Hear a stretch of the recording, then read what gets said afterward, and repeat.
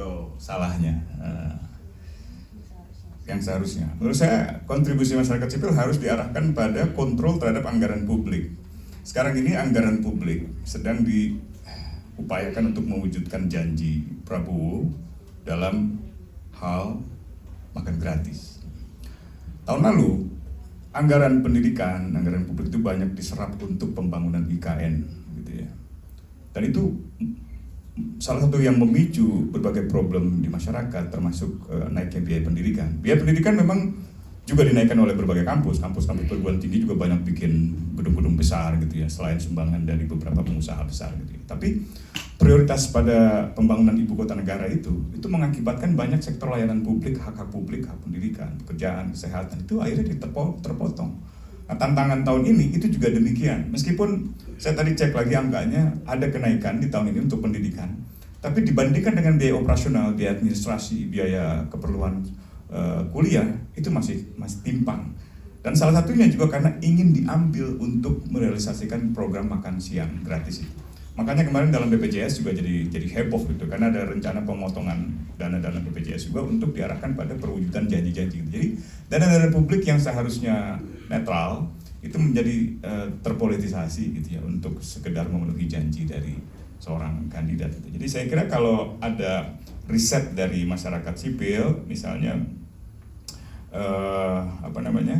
mengontrol APBN gitu ya, itu akan sangat baik gitu.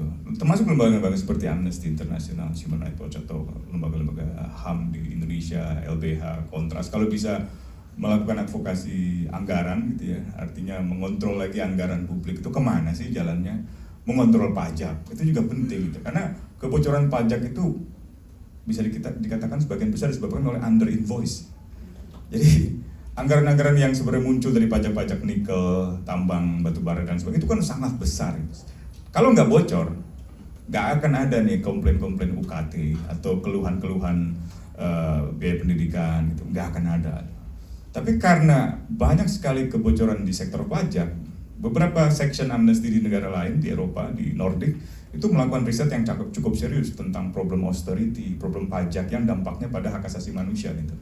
Nah ini di kita belum terlalu terbiasa untuk mengontrol. Selain memang anggarannya juga nggak selalu terbuka dari publik. Jadi mungkin kontribusi yang bisa diperankan oleh masyarakat sipil, saya kira memastikan setidak-tidaknya problem under invoicing di sektor pajak itu bisa teratasi. Lalu kemudian alokasi anggaran yang semakin bermasalah di tahun ini itu harus dipikirkan supaya bisa mengantisipasi potensi resesi, potensi konflik di akar rumput itu seperti yang terjadi di Vietnam gitu. Jadi menurut saya di depan mata kelihatan sekali dolar akan terus naik bisa 18.000, ketidakstabilan politik akan lebih terlihat, penguatan represi juga bisa terjadi gitu ya. Pihak-pihak pengusaha pasti khawatir aset-aset bisnisnya di berbagai wilayah itu terancam dengan gejolak sosial gitu, karena itu pasti akan meminta aparat keamanan untuk memastikan mereka aman, aset-asetnya aman dan seterusnya. Akibatnya masyarakat terus menjadi korban. Ini yang sekarang ini bergejolak di Papua, bergejolak di Wadas, bergejolak di Rempang. Sebenarnya tadi ini jam yang sama ini saya diminta bicara di forumnya warga Rempang. Mereka sangat kesulitan dan sudah mulai apatis. Apakah mereka akan berhasil mempertahankan tanah mereka itu, tanah adat Melayunya mereka itu dari proyek ekoturisme yang sekarang ini, kota ekowisata yang sebenarnya akan dipakai juga untuk pabrik kaca dari investor Tiongkok gitu. Saya kira beberapa negara Eropa juga sudah mulai mengeluh pada Indonesia karena tampaknya peringatan mereka soal pentingnya aspek hak asasi manusia, penghormatan lingkungan hidup dalam soal misalnya ekspor impor sawit itu diabaikan. Jadi Indonesia seperti mengatakan, ya udah kalau Anda nggak mau beli dari kami, kita jual ke Cina.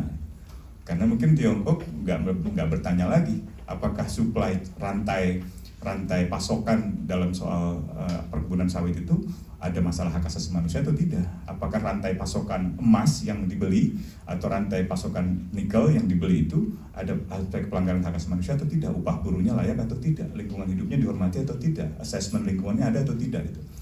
Jadi ini problem-problem yang saya kira sampai sekarang belum bisa teratasi gitu. Belum lagi belanja pegawai.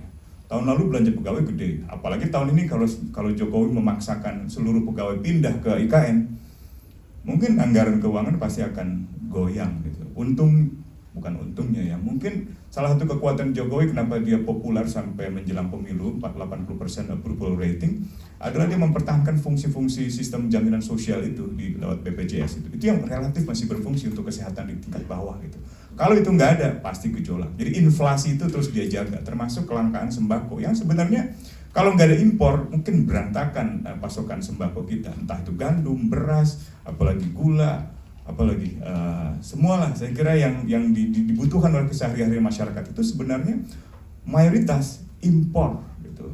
Dan untuk mengimpor kita perlu mata uang dolar, karena itu rupiah kita jadi terus-menerus lemah di hadapan dolar. Jadi problem-problem seperti ini sebenarnya memang agak teknokratis, agak lebih detail gitu, dan nggak kurang terbiasa mungkin di dalam kalangan masyarakat sipil, aktivisme gitu ya.